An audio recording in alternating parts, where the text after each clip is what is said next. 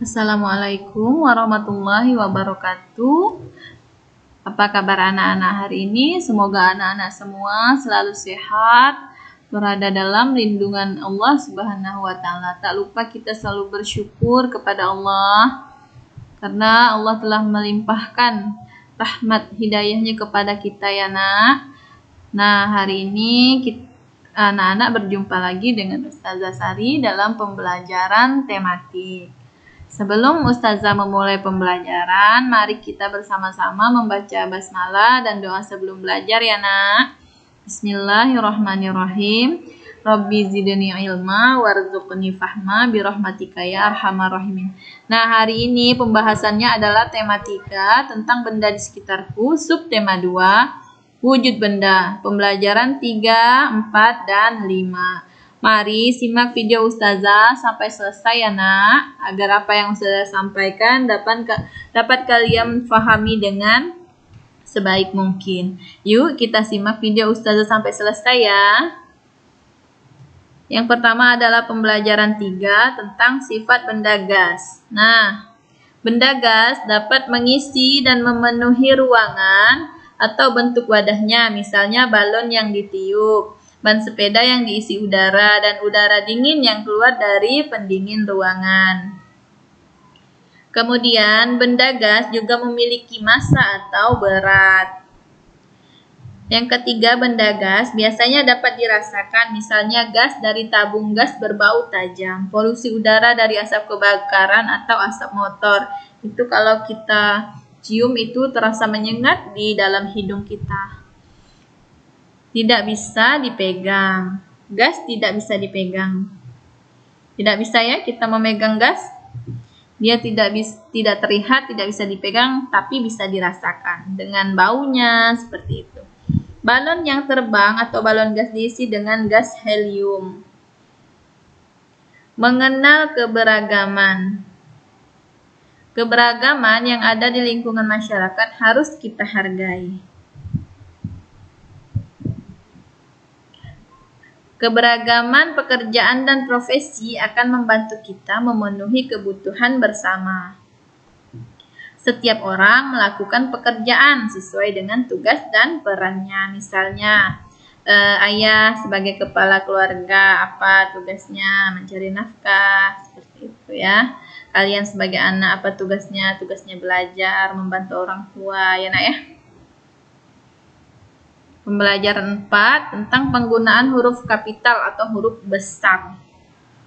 Huruf kapital atau huruf besar digunakan sebagai huruf pertama pada nama orang. Misalnya nama Ustazah Sari, S-nya berarti huruf besar.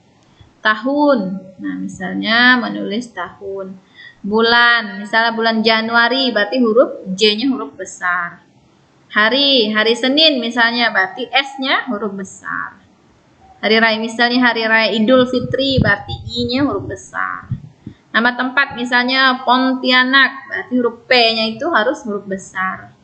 Peristiwa sejarah, misalnya ada apa ya? Misalnya peristiwa ini apa? Yang terjadi misalnya peristiwa sejarah yang pernah kita pelajari, yaitu apa misalnya? Gerakan 30 SPKI misalnya, seperti itu ya. Masih banyak peristiwa sejarah yang lainnya, misalnya Hari Pahlawan. Di awal kalimat misalnya kalian mau memulai menulis kalimat, itu huruf depannya seperti ini nih.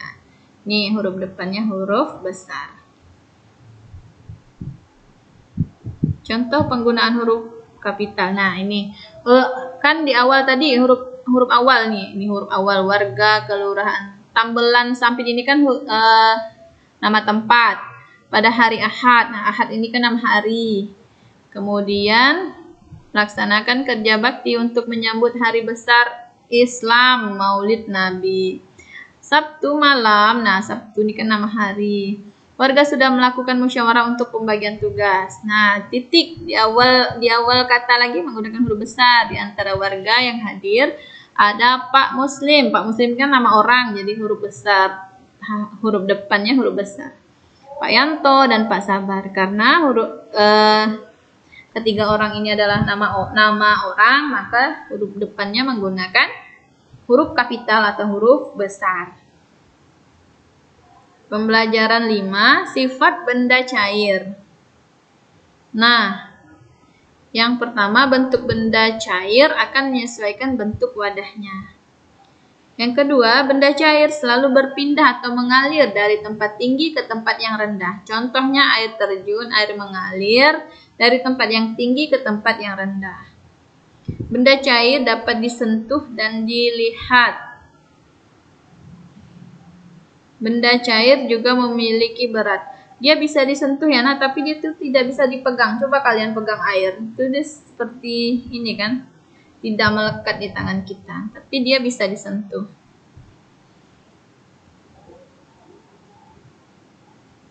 Memahami satuan panjang baku. 1 kilometer sama dengan 1000 meter karena dia turun 3 tangga. Berarti nolnya kita tambah menjadi 3 jadi 1000. Berarti 1000 meter sama dengan 1 kilometer karena dia naik 3 tangga. Kalau naik kita bagi. Kalau kita bagi itu berarti kita kurangi saja nolnya. Nolnya dikurangi 3. Cara mudahnya seperti itu ya nak ya. Nah, 1 meter sama dengan 100 cm karena dia turun 2 tangga. Berarti nolnya ada 2 di belakangnya. Nah, begitu pula sebaliknya, 100 cm sama dengan 1 meter karena dia naik 2 tangga, berarti kita bagi menjadi 100. Nolnya kita tambah menjadi 2 karena 2 tangga, tapi dia dibagi, berarti kita hilangkan saja nolnya. Jadi 1 meter. Contoh soal 645 cm sama dengan titik-titik meter ditambah cm. Berapa tuh? Jawabannya 600. 600 ini kita pecah dulu. 645 kita pecah menjadi 600 cm ditambah 45 cm. 600 cm kan?